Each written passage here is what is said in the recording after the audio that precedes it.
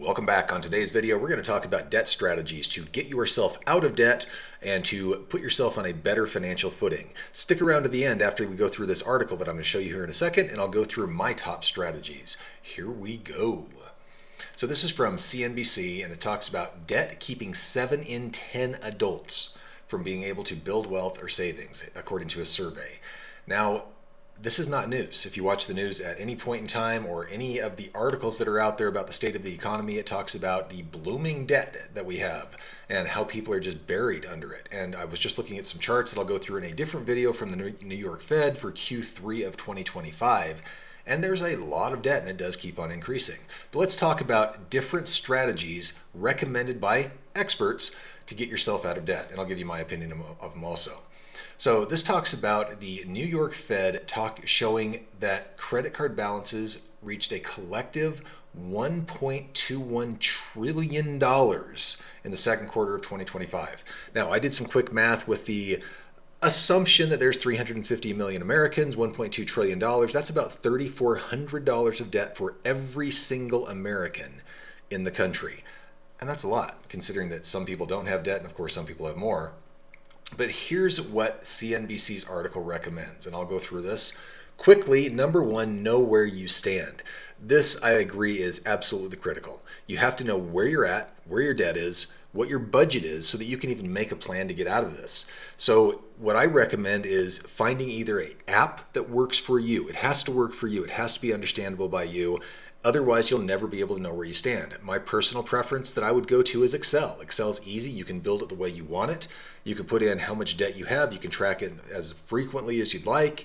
You can even build models to do debt pay down, which can be a great model to get yourself on track. But that doesn't work for people like my wife. My wife had to find an app that enabled her to go in and plug every single piece into a different bucket. That worked for her visually. So find a system that works for you and create this system that you know where you stand.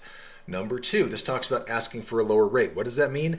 Funny thing, if you call your credit card company, you can ask for a lower interest rate, and a lot of times you get it. In fact, this article says 83% of people that asked their credit card company for a lower rate got it. That's a simple way to do it. Number three, explore consolidating balances. Not a bad option. There's a lot of times you can get a credit card that has a zero balance for balance transfers. They want that money coming over because they know they'll make interest off you later. And if you can consolidate all your balances into a 0% interest rate for 6 months to a year, I've seen them before that go out 2 years, that gives you that amount of time to start chiseling away at those payments and get yourself in a better position. Number four, learn how debt settlement companies work. Now, this is critical for me, but for a different reason. This talks about there's different companies out there that will do debt settlements, and they'll call your creditors on your behalf. They'll try to negotiate different balances. But here's one that I've actually seen by people enrolling in a debt settlement program. They've been instructed to stop communicating with creditors and withhold payments. My recommendation is absolutely not, because the second you miss a payment, it goes on your credit, and then your credit is hurt, and it limits your ability to go find different alternatives. So here it says it's risky. In my mind, it's a non-starter unless you have absolutely no choice and you do selective defaults. Again, we'll cover that in a different video, but that is risky, and it will absolutely harm your credit if you stop making payments. So be aware that there are different groups out there. Some work with the credit card companies and actually help people do it. There are others that are trying to settle your debt, and they don't really care, or they don't necessarily disclose that it will hurt your credit to go through. Consult a nonprofit credit counselor. Now, these are groups out there that will work with you. They'll counsel with you on how to get your debt under control, and they may be a good option for you. But again, make sure that you are understanding, if they're putting you in a credit program, that it could impact your credit. Even if you continue making your payments with some of these type of groups, they'll negotiate a deal, but then it will put a line on your credit report that says enrolled in a debt consolidation or a credit counseling program, which can actually impact your credit. Those are the items that were recommended by this CNBC article. Let me now give you my model for getting out of debt. Number one, and most critical, keep your credit clean. That gives you so many more options, and once you have your debt paid down, it allows you to plan for your future better. Always keep your credit clean. That also allows you to qualify for those better credit card programs that I mentioned earlier, where you can get the zero balance transfer, the 0% APR for so many months if you transfer something over. That's very important. Number two, when you're looking to pay down debt, keeping your cost at a minimum is very important. So know what your costs are and know what you can reduce. Now, here's a simple model. Here's a couple of simple options. Cell phone bills through the T-Mobiles, AT&Ts, and Verizons of the world are expensive. That is, they're more expensive than some of the lesser known plans like Mint Mobile. Well, Mint Mobile operates on T-Mobile's network. Boost Mobile operates on either T-Mobile's network or on AT&T's network. And both of those options have plans that are like $15 to $25 a month as opposed to $50 to $100 a month that other people are paying. Now, I know some people will say, well, I get my Netflix bundled in there, or I need unlimited coverage and all that.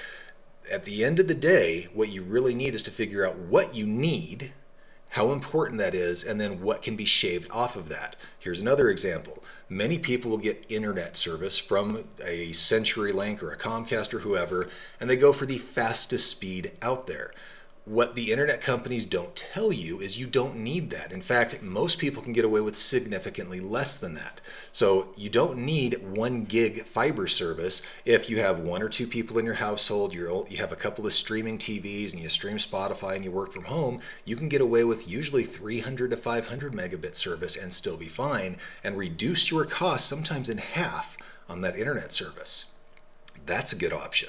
Shopping at different grocery stores, shopping around for your insurance. You can do significant reductions in cost. For example, if you shop at Albertsons versus a Winco, you can end up shaving probably 30% off your grocery bill just by being selective. Now, let's not even talk about eating out, because that's a whole nother option. And then the next piece is the snowball method. Now, there's a lot of different variations on the snowball method to paying off debt, but here's how I look at it. Number one, pay off your smallest account first. Unless you have some crazy sweetheart deal with 0% interest, most credit cards have a minimum balance or a minimum payment, as well as the payment that you'd have to pay. And it could be $25 a month on a $300 card. So the reason I say pay off your smallest balance first is it gives you that sense of paying something off, but it also frees up more money to pay off the next debts. The focus should be on highest interest rate debts after that. So if you have like the small piddly cards that you're paying $25 a month on a $300 balance, those are usually going to be your department store cards, etc. Pay those off first, get rid of them, don't use them again. The second thing would be going after the highest rate debt. If you have the payday loans or the title loans or things like that that are having absolutely astronomical rates, pay those off. If they're secured by an asset, consider selling that asset to get out from under those debts, and then pay off your credit cards, pay off the highest interest rate debt. And as you start doing this, you'll whittle down those debts. You may have to go without some things initially. You may have to not do certain entertainment items that you'd want, skip the movies, skip the restaurants for a few months, maybe even a year or two. But once you start seeing your debt being whittled away, it'll give you that confidence that you're able to win and get out of debt, and then start planning for your future. I hope that has been helpful for you. If it has, please give us a like down below. If you'd like to see more content like this or more advice from Dad, feel free to subscribe to the channel. And if you know someone this may benefit, do consider sharing. Thanks for being here. We'll see you on the next one.